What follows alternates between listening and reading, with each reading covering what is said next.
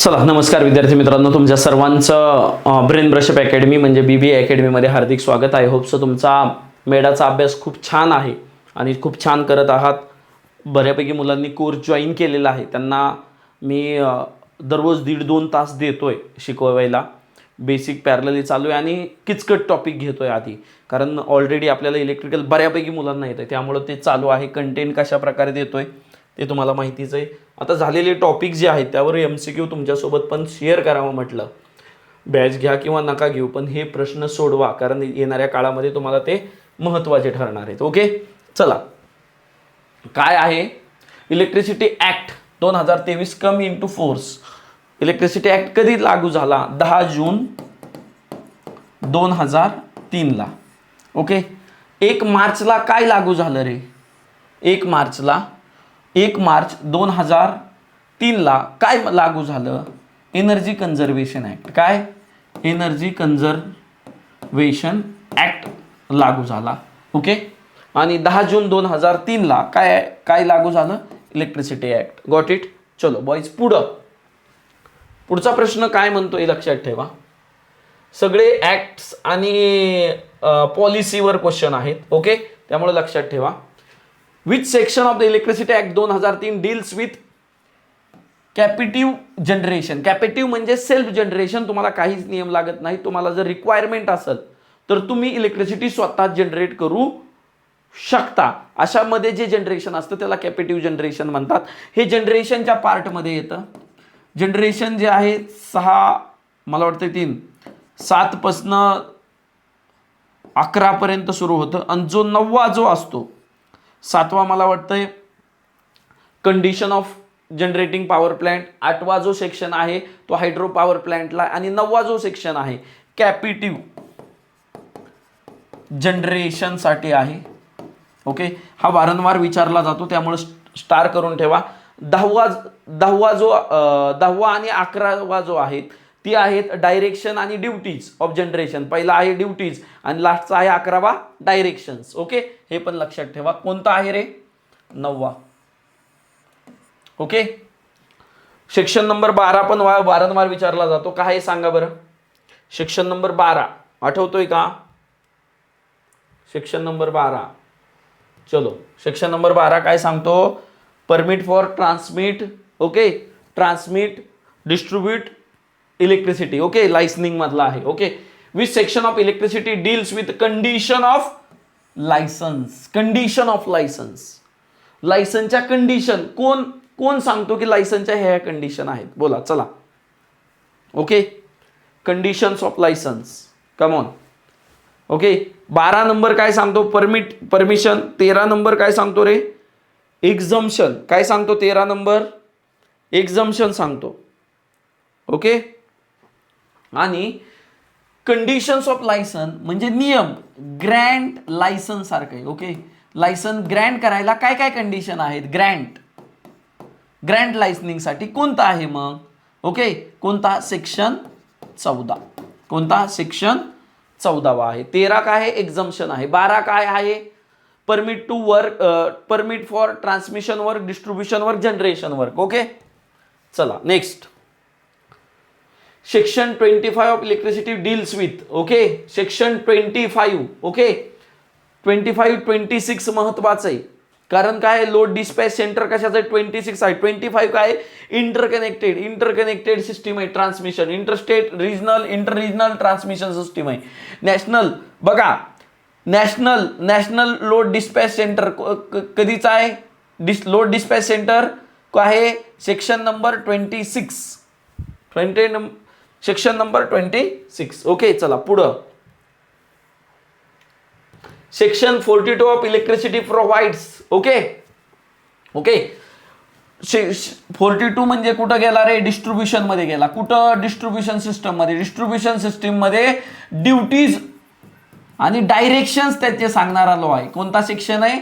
Duties आणि direction सांगणारा कोणता? 42 आहे. Okay, duties. ओके, ड्युटीज सांगणार आहे. ओके, 42 महत्वाचे जेवढे आहेत तेवढे बऱ्यापैकी घेतलेले. हे मास्तर तुम्हाला कुठनं सापडले? हे कुठं आहेत? वेगवेगळ्या स्टेट्समध्ये एक्झाम होतात. गुजरातमध्ये झालेली आहे, केरळामध्ये झालेली, त्यांचे पेपर आहेत बघा. त्यांच्या ऑफिशियल गव्हर्नमेंटच्या साईटवर आहे, त्यातलेच क्वेश्चन घेतलेले आहेत, मी काही वेगळे घेतलेले नाही. त्यामुळे अशाच प्रकारचे आपण क्वेश्चन एक्सपेक्ट करू शकतो. Okay okay. सेक्शन 10, सेक्शन 10 कशावर रे?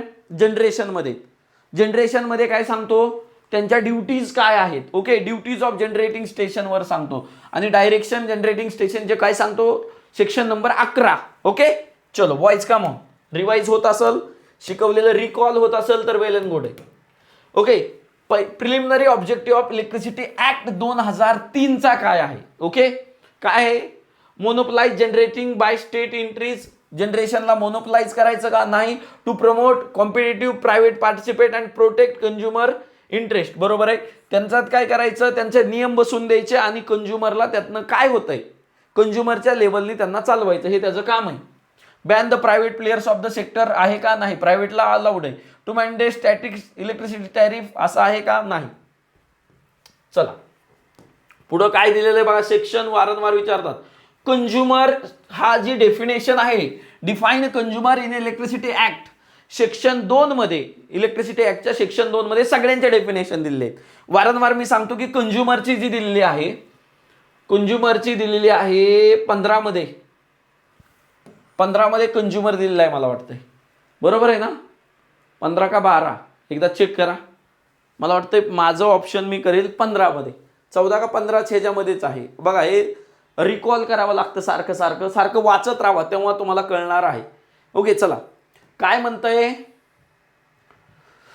Act provide the establishment of electricity regulatory commission. Okay, electricity regulatory state commission आहे. ओके, स्टेट ऍडवायझरी कमिटी एक असते, स्टेट रेग्युलेशन एक असतं, कमिशन एक असतं. ओके, कमिशन आणि ऍडवायझरी दोन असतात. Okay, commission. Okay, how many members include chairperson can be state according to section 82 नुसार किती पर्सन पाहिजे, तर not more than 3 members, 3 persons पाहिजे. आणि जर स्टेट इलेक्ट्रिसिटी रेग्युलेटरी कमिशन नसेल आणि ऍडवायझरी असेल तर 21 मेंबर असतात. किती असतात, 21 मेंबर. कुणाच्या मध्ये, ऍडवायझरी, युटिलिटी ऍडवायझरी कमिटी. मग इथं किती आहे, अप टू 3 मेंबर्स. ओके चलो बॉयज नेक्स्ट काय म्हणतंय बघा पुढचं. What does the act introduce regarding access to transmission network. Act introduce regarding access to transmission network. काय केलेलं आहे ऍक्सेस करायला. Okay, restricted access to private generators नाही. Concept of open access promoting competition. मग काय केलेलं आहे, ऍक्सेस ट्रान्समिशनला कुणाला देऊ शकतात, त्यांनी कॉम्पिटिशन लावलेलं आहे. ऍक्ट मध्ये काय केलेली आहे, जो कॉम्पिटिटर असेल, जे म्हणजे आपण टेंडरिंग लायसनिंग कसं करतो, जो competitor concept of open access promoting competition असं केलेलं आहे. ओके चला, कोणतंही देताना कॉम्पिटिशनच ठेवलेलं आहे, बिडिंग होतं, आपल्याला माहिती आहे ना. The electricity act 2003 extended the whole of the India except, म्हणजे सगळ्या इंडियात आहे, पण इलेक्ट्रिसिटी ऍक्ट कुठं लागू नाही. मी वारंवार सांगत असतो, जे काही बॉर्डरचे रिजन आहेत त्याला लागू नाही. Okay, state of general union territory, border state, कुणाला, बॉर्डर स्टेट, जम्मू काश्मीर पण आहे, बाकीचे सगळे जेवढे बॉर्डर स्टेट आहेत त्यांना लागू नाही. ओके चला पुढचा प्रश्न काय. The act aim to consolidate law relating to.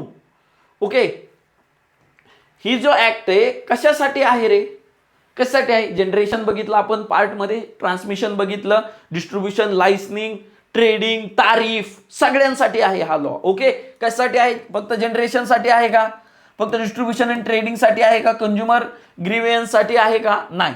हा कशासाठी, जनरेशनसाठी आहे, ट्रान्समिशनसाठी, डिस्ट्रीब्युशनसाठी, ट्रेडिंगसाठी आहे.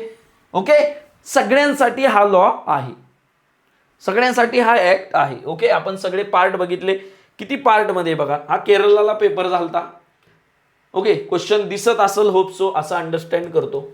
बघा, disconnection of the supply default payment.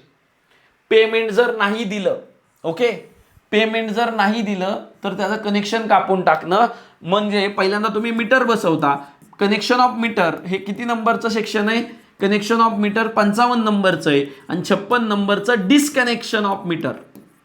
काय, डिस्कनेक्शन ऑफ मीटर. कशामुळं, पेमेंटमुळं. कशामुळं, पेमेंटमुळं. कोणतं सेक्शन आहे, 56. ओके, 42 काय आहे रे, 42 काय आहे, ओके, डायरेक्शन्स और ड्युटीज ऑफ डिस्ट्रीब्युशन आठवतंय का? सेक्शन 52 काय आहे? Electricity code. ओके, वारंवार तेच 54 मला आठवत नाही मीटरच्या आजचं काय आहे. ओके, मला आठवत नाही. ओके, तुम्हाला जेवढे आठवतात तेवढे रिवाइज करायचा ट्राय करा इथंच. म्हणजे तुम्हाला duties of distribution licence specified under आताच केलं ना 42. ओके, काही डिफिकल्टी आहे? काहीच नाही मास्तर. ओके, चलो लगेच हे पाठ नाही, वारंवार वाचल्यामुळे होतं हे सगळं. State electricity regulation commission determine tariff according to the provision of टिंब इलेक्ट्रिसिटी ऍक्ट. जी काही टॅरिफ आहे टॅरिफचं जे काही माल आहे tariff regulation 61. Okay, tariff regulation कशामधून जातं? 61. आणि टॅरिफचा rate of tariff. Okay, penalties आपण चुकून लिहिलं लेक्चरमध्ये, पण रेट ऑफ टॅरिफ होतं तिथं, परत करेक्ट केलं तर बरोबर आहे का? रेट ऑफ टॅरिफ कोण सांगतं? 62 सांगतं. कोण सांगतं? 62. ओके, टॅरिफ बद्दल दोनच महत्वाचे, 61 आणि 62. Duties of generating station company specified. Duties 10 मध्ये, डायरेक्शन 11 मध्ये, 8 मध्ये काय? कॅपिटिव्ह जनरेशन. 7 मध्ये काय? हायड्रो. 6 मध्ये. ओके, अशा प्रकारे तुम्ही बघितलंय. ओके, 9 मध्ये कॅपिटिव्ह, सॉरी, ह्यामध्ये हायड्रो. ओके, 5 नंबर काय आहे रे? 5 नंबर रुरल इलेक्ट्रिफिकेशनचं आहे. 5 नंबर काय आहे? Rural electrification. ओके, पण ते काय स्टँड अलोन नाही. हे सेक्शन नंबर 10 काय आहे? Duties of generation. Okay, generating स्टेशनच्या ड्युटीज काय आहेत? ओके, चला पुढं चला. Any system for conveys the energy by means main distribution. दिसतोय का प्रश्न बघा? Any system conveys of energy by means of a main transmission line from the territory one state to another state is called. एका स्टेटकडनं दुसऱ्या स्टेटकडे electricity जाणे त्याला काय म्हणतात? Interstate transmission. त्याला काय म्हणतात? Interstate transmission. चला परत. Licence granted under. Licence grant section number 14. Okay, हा चला बोला. Grid code is specified by central commission under. Grid code. ग्रीडचा कोड मी सांगितलंय. ग्रीडचा कोड कुठं? ग्रीडचा कोड आपण कुठं बघितला होता? बॉय कम ऑन यार, ग्रीड कोड कुठं बघितला होता? 76 नंतर ग्रीडचा कोड येतोय. कारण कोण अथॉरिटी डिफाईन करते? कोण? Central authority. सेंट्रल अथॉरिटी कितीला आहे? 70ला आहे. 70च्या पुढं 2 आहेत. इथं काय आहेत? हे कमिशनचे फंक्शन आहेत वाटतं. इथं मला वाटतं 78 हे करेक्ट ऑप्शन नाही.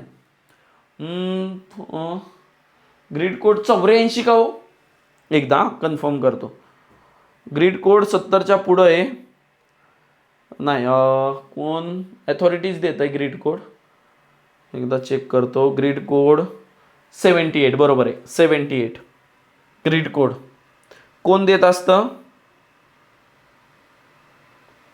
ओके, अथॉरिटी पण देतं आणि कमिशन पण स्पेसिफाय करतं. ओके, 78 काय? Grid code. ओके, चला हा बोला पुढं काय बघा प्रश्न. Electricity system step up generate power and distribute the electricity specific area without connection to grid is called. Okay, grid सोबत कनेक्शन नाही अशा सिस्टीमला स्टँड अलोन सिस्टीम म्हणतात. काय म्हणतात? Stand alone system. कशामध्ये डिफाईन केलंय बाळांनो? कोणत्या सेक्शन मध्ये डिफाईन केलं? एकदा कमेंट मध्ये सांगा. Stand alone system. Okay, rural इलेक्ट्रिफिकेशनला डिफाईन केलं. Electricity is defined under the टिंब इलेक्ट्रिसिटी सेक्शन 2 मध्ये डिफाईन केली. पण किती नंबरला आहे? 23 नंबरला. किती नंबरला? 23 नंबरला. 24 नंबरला काय डिफाईन केलंय सांगा बरं? 24 नंबरला वारंवार आपण बघत असतो की 24 नंबर पण महत्वाचा आहे. ओके, ओव्हरहेड लाईन काय डिफाईन केलंय? Overhead line. Okay, central transmission utility CTU. Okay, CTU central transmission utility. Okay, state transmission असतो 39 आणि सेंट्रल 38. हा बरं, हा सेक्शनच विचारणार आहेत. सेक्शनच दिला. 38 कोण? सेंट्रल. आणि स्टेट काय? 39. स्टेट ट्रान्समिशन युटिलिटी 38ला, सॉरी 39ला, आणि 38ला कोण, सेंट्रल ट्रान्समिशन युटिलिटी. चला, काही नवीन सापडत असलं लेक्चरच्या बाहेर तर लिहून घ्या. ओके, सेंट्रल इलेक्ट्रिसिटी अथॉरिटी, बघा अथॉरिटी सांगितलंय, अथॉरिटीला सेक्शन कोणता आहे 70. त्याचे किती माणसं पाहिजेत, 14च्या पेक्षा जास्त नसायला पाहिजे, आणि परमनंट मेंबर किती पाहिजेत, 8 मेंबर पाहिजे, 8 मेंबर पेक्षा जास्त नसावे. परमनंट किती मेंबर पाहिजेत, 8. ओके, चला काय म्हणतंय बघा, an operation whereby the distribution system and associated facilities of the transmission licensing or distribution licensing as a case may be are used by another person for conveyance of electricity on the payment charges is called. म्हणजे एकाचं licence दुसऱ्याला द्यायचं payment चार्जेसवर, त्याला त्या ऑपरेशनला त्याला definition काय म्हणतात, वेलिंग. काय म्हणतात, वेलिंग म्हणतात. विलिंगली दिलं म्हणतात आपण. ओके, आपण एखादं लायसन दुसऱ्याला दिलं आपल्या काहीतरी क्रेडिटवर, काहीतरी पैशावर. ओके, त्याची डेफिनेशन आहे. A power plant setup by another by a person to generate electricity preliminary for its own is used, स्वतःच्या यूजसाठी, त्याला काय म्हणतात, कॅपेटिव्ह जनरेटिंग प्लांट. कोणता सेक्शन आहे, सेक्शन नंबर 9 मध्ये. ओके, चला, स्वतःच्या यूजसाठीच केलाय बरं का, फक्त स्वतःच्या यूजसाठी. Okay, the person authorized by distribution license distribute the electricity on behalf of particular area within his area of supply is called. Okay, person authorized distribution licensing distribute electricity on behalf of particular area, म्हणजे त्यांनी distribute करायची area, particular एरियामध्येच त्यांनी काम करायचंय, त्याला आपण म्हणतो ते फ्रँचायझी मॉडेल. काय म्हणतो, फ्रँचायझी. बघूया टाटा, अदानी आपण बघतोय की ते काय करतात, एका पर्टिक्युलर एरियामध्ये इलेक्ट्रिसिटी सप्लाय करतात, ते काय फ्रँचायझीज मॉडेल आहे ते. ओके, पुढचा प्रश्न, the process which simultaneously produces 2 or more form of useful energy is called as को जनरेशन म्हणतात. एक किंवा एक पेक्षा जास्त जी इलेक्ट्रिसिटी प्रोड्यूस करतं त्याला को जनरेटिंग पॉवर प्लांट असं म्हणतात. ओके,